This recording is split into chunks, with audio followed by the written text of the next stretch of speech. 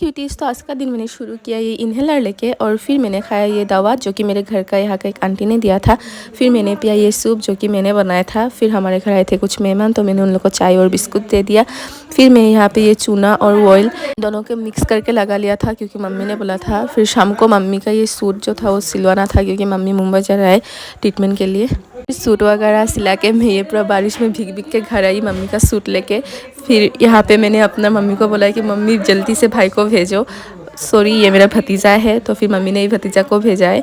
फिर ये आया छतरा लेके अकेले अकेले मुझे लेने। फिर घर आके मैंने खाया एक चाट, और फिर मम्मी लोग के लिए ये रोटी और सब्जी यहाँ पे मैंने पैक कर दिया जो कि वो लोग ट्रेन में खाएंगे। बाय।